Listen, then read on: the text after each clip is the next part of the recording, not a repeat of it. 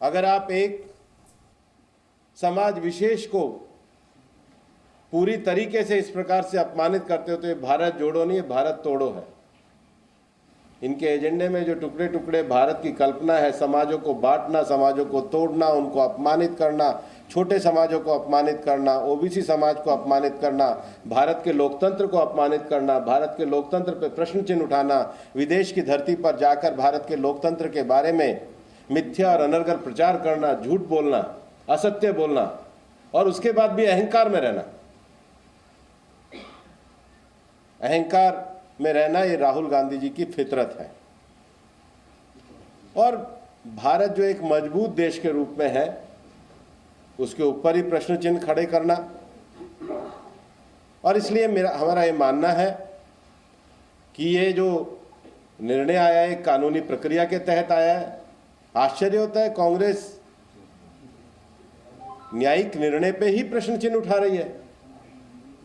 5 साल में वो लगातार अपीयर हुए, विटनेस हुए, उनके वकील अपीयर हुए, उनकी तरफ से आर्गुमेंट हुआ, आज पूरी तरीके से न्यायिक निर्णय को दिया गया है।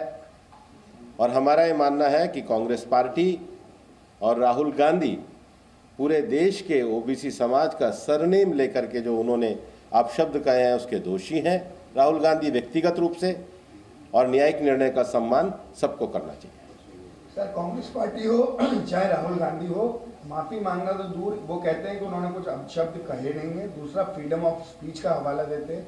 ऑपोजिशन पार्टीज की मीटिंग हो रही है, आज मार्च बुलाया गया है, इसी के फ्रीडम ऑफ स्पीच एब्सोल्यूट किसी को गाली देने की नहीं होती। फ्रीडम ऑफ स्पीच का अर्थ किसी समाज को अपमानित करना नहीं होता है। पूरे समाज के लिए अपशब्द, चोर का इस्तेमाल करना फ्रीडम ऑफ स्पीच नहीं है, ये फ्रीडम ऑफ स्पीच का दुरुपयोग है। कोई भी ओबीसी समाज को सम्मानपूर्वक रहने का, अपना जीवन करने का, अपना टाइटल रखने का अधिकार है। किसी टाइटल को गाली देना ये फ्रीडम ऑफ स्पीच नहीं है। किसी टाइटल को गाली देना ये निश्चित रूप से देश के करोड़ों सामाजिक रूप से उत्थान करने वाले समाजों का अपमान है जो राहुल गांधी ने किया। Sir, Mohit from times now. Sir, जिस प्रकार से कांग्रेस के रिएक्शंस आए हैं, कांग्रेस पार्टी, क्योंकि ये कोर्ट से ऑर्डर आया है, कांग्रेस पार्टी टाइमिंग पे सवाल उठा रही है। कह रही है कि जब राहुल गांधी ने अडानी का मुद्दा उठाया उसके बाद से ये सब जो वर्डिक्ट आए हैं, तो कोर्ट के फैसले पे सवाल उठाया जा रहा है, जबकि कोर्ट में पूरा, जैसा आपने बताया, ड्यू प्रोसेस हुई है। और आज वो कह रहे हैं कि एक मार्च भी करेंगे, प्रोटेस्ट भी करेंगे, और कल भी पूरे देश भर में कांग्रेस की यूनिट ने सर प्रोटेस्ट किया था। वो मार्च किस बात का करेंगे कि उन्होंने एक पूरे सरनेम को अपशब्द कहे? वो मार्च किस बात का करेंगे कि उनको ओबीसी समाज का अपमान करने का अधिकार है? वो मार्च किस बात का करेंगे कि उनका अहंकार किसी भी समाज को अपमानित कर सकता है? वो मार्च किस बात का करेंगे कि देश जब आगे बढ़ रहा है, देश के छोटे छोटे समाज आगे बढ़ रहे हैं तो उनको अपमानित किया जाए? वो मार्च किस बात का करेंगे कि कोई न्यायिक निर्णय हो तो मार्च किया जाए? इस देश में स्वतंत्र न्यायपालिका है, कानून का अपना काम करने का तरीका है, कानून का निर्णय देने का तरीका है। 4 साल से केस चल रहा था, 4 साल से वो केस में अपीयर हो रहे थे, उनके वकील अपीयर हो रहे थे। तो क्या ये देश के न्यायपालिका का भी अपमान नहीं है? सर, जिस तरह से लगातार हंगामा हो रहा है, बजट जो है वो पास नहीं हो पाया है। आज सरकार कोशिश करेगी कि बजट को पास किया जाए, लेकिन क्या यह स्वस्थ लोकतंत्र होगा कि बजट को बिना चर्चा के पास करवा दिया जाएगा? इसके लिए पूरी तरीके से विपक्ष जिम्मेदार है। बिजनेस एडवाइजरी कमेटी की मीटिंग में आते हैं, बिजनेस एडवाइजरी कमेटी में टाइम अलॉट होता है, सरकार की तरफ से बिजनेस प्रपोज किया जाता है, सरकार की तरफ से प्रश्नों का जवाब देने की मंत्रियों की तैयारी की जाती है।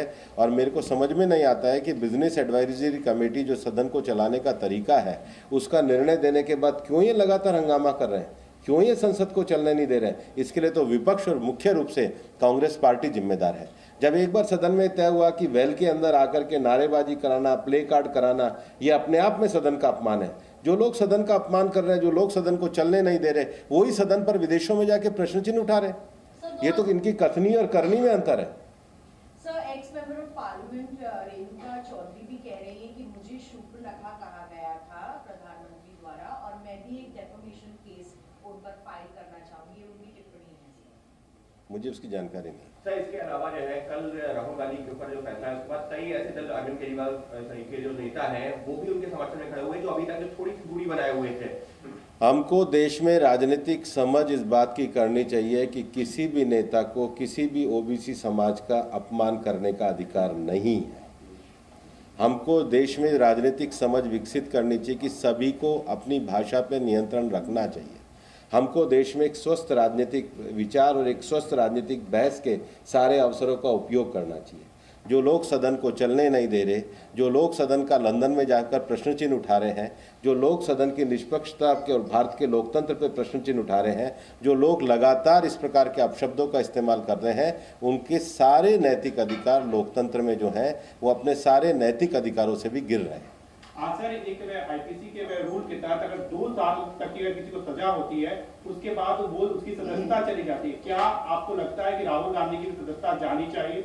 हमारे देश में निष्पक्ष संस्थाएं इसका निर्णय लेने के लिए कानूनी प्रक्रियाएं हैं, इसलिए इस पर मैं कोई टिप्पणी नहीं करना चाहता। इस सबके बीच में राहुल गांधी का जिक्र हुआ, कल अरविंद केजरीवाल और भगवंत मान जो कि चुने हुए मुख्यमंत्री हैं, उन्होंने भी जो है मंच से प्रधानमंत्री के लिए कुछ ऐसे शब्दों का इस्तेमाल किया। ये राजनीति के स्तर को गिरा रहे हैं और देश में राजनीति के स्तर को सबसे ज़्यादा शब्दों में राहुल गांधी ने गिराया है और कोर्ट के निर्णय से सिद्ध भी हुआ है। आपको ध्यान है कि पहले भी सर्वोच्च न्यायालय में उन्होंने माफ़ी मांगी थी, लेकिन ये एक तरीके से लगातार ऑफेंस करने वाले व्यक्ति के रूप में अपने आप को प्रमाणित कर रहे हैं, जो किसी भी राष्ट्रीय नेता को शोभा नहीं देता। सर एक सवाल सर, आप एक वरिष्ठ नेता हैं अपनी पार्टी के, आप मंत्री भी हैं, जिस प्रकार से संसद में सब कुछ चल रहा है, आज फिर कांग्रेस यही मुद्दा उठाएगी सर राहुल गांधी का, संसद नहीं चल पा रहा, जो टैक्स पेयर मनी है सर वो जो है बहुत ज्यादा लॉस में जा रहा है, सर क्या कहेंगे सर? विपक्ष का गैर जिम्मेदार पूर्ण रवैया, विपक्ष के द्वारा लगातार बिजनेस एडवाइजरी कमेटी में आने के बाद कमिटमेंट करने के बाद भी संसद को ना चलने देना, संसद को लंदन पर जाकर विदेश की धरती पर अपमानित करना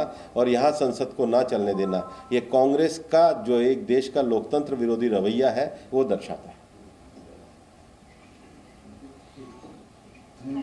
थैंक यू।